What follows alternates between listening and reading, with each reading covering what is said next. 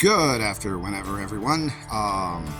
This is 6B Gardening, and even though it is the first week of April, which means we are more than a month before our last frost here in the mountains, we are going to start this channel doing a dumb, and we are going to plant out some of our garden area that we've just started up. So come along for the journey, watch me make a bunch of mistakes, and hopefully learn from them faster than I do. This is what we've been building for our garden grow area. We've got 20 feet of repurposed gutters. 10 will be in full light, 10 will be in partial shade. If we come around this corner, we're going to have a 5-gallon bucket in that corner right there, and then 9 size 7 or 7-gallon if you prefer grow bags that are going to be inside of this bench to keep everything nice and clean looking. And then in addition, we have 3 more size 7 bags, and then 6 nicely colorful size 10 or 10-gallon bags, and finally the bottom of this bird bath.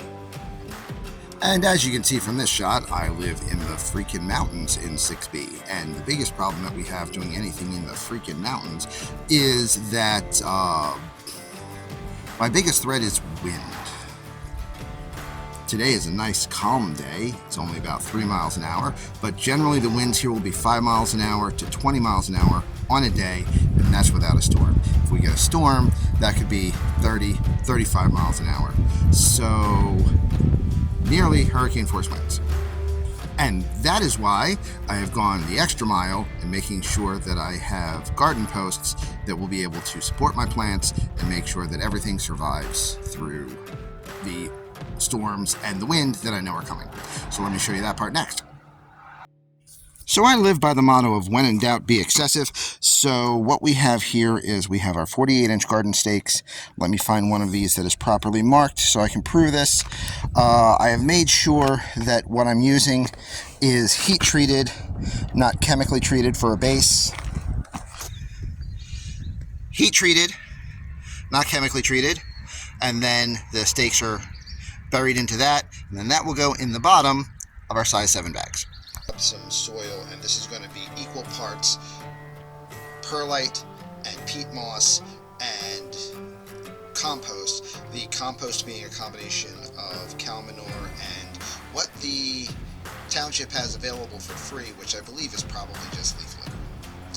The reason why we're going with equal parts on this is what I have read is this will make it a little bit lighter for things like carrots to be able to punch through, and also help with the water retention in such a shallow area.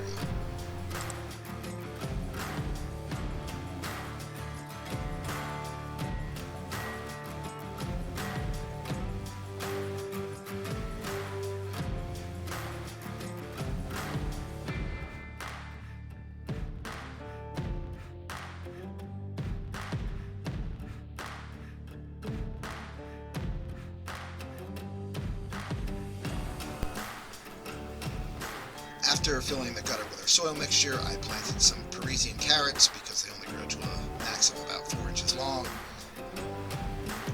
Then some white onions, red onions, yellow onions, and some sweet onions.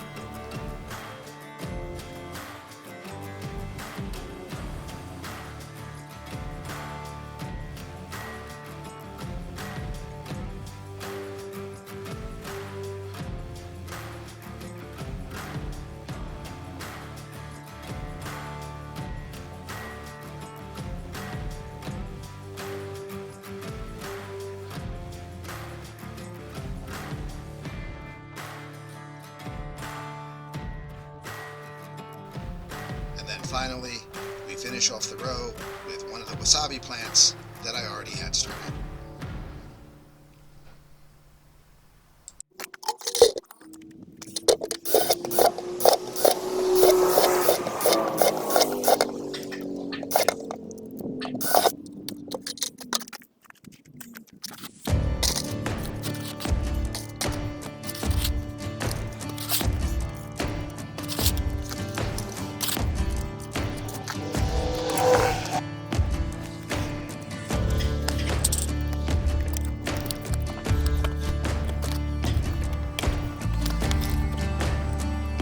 once I have the planter cap back in the right position, I put a thicker 6-foot garden stake in the corner, figuring if I need to secure more than that, I should be able to later on pretty easily.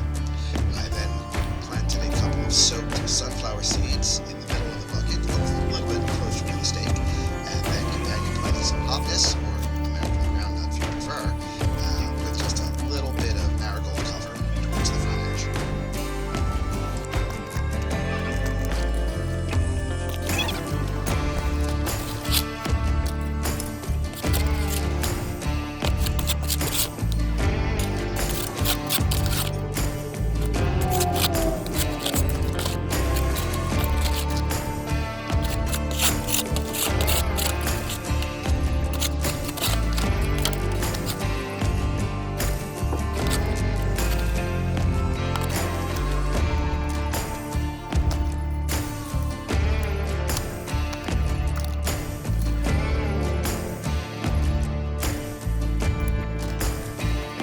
Okay, so it started raining, so I had to stop everything I was doing, and, well, I had to stop filming because I had no way to protect my recording equipment, but I kept working because it's a little rain. This is our red currant, specifically a red lake currant. This bucket, or this planter, is going to be its home for about 2 years. The reason why I have the cloth underneath of it is I am hoping that by lining the bucket with cloth, it'll be easier to pop it out when the time comes, so it'll do less damage. Also, I have heard that this will make it less likely for the roots to spiral and become pot bound, because the fabric will basically act as some air pruning. I'm a little bit sus about this. There's really no green to speak of. There's a little bit of white sticking out, so hopefully that'll still grow. And then second verse, same as the first, over here for our Arania berry, although this one I am less sus about because we have actual green. Coming over here to start off our bench, we've got a Hungarian pepper because, well, I'm Hungarian, and companion planted with some more white onions and some marigolds on the other side. Here is a tomato that is determinate, and that's about as much as I can tell you about what kind it is. We planted some cowpeas on the near side of this and some alyssum on the far side. So I'm not sure what's going to happen with any of these companion plants. We'll see how this goes, if I can do companion planting in size 7 bags or not. But I mean, all of this is really just an experiment, because this is really my first time planting anything, because I am a city kid and I have no idea what I'm doing. So enjoy the journey, because all of this I'm sure will be a complete and utter disaster, and we'll make tons of hilarious mistakes along the way. If you've already seen any, please comment them down below. If you have any suggestions for things you would like to see me do, or like to see me test or try, feel free to leave those as well. If you have any suggestions for different fertilizers or different things I can do to, amend my soil year after year, please, I will take all the information I can get. The internet has been my only source of information so far, so we'll see how all this goes. In the meantime, thank you very much for being here. Hope that you have enjoyed the show. Hope you will come back, do all of the YouTube things, and I will catch you next time. Keep on growing.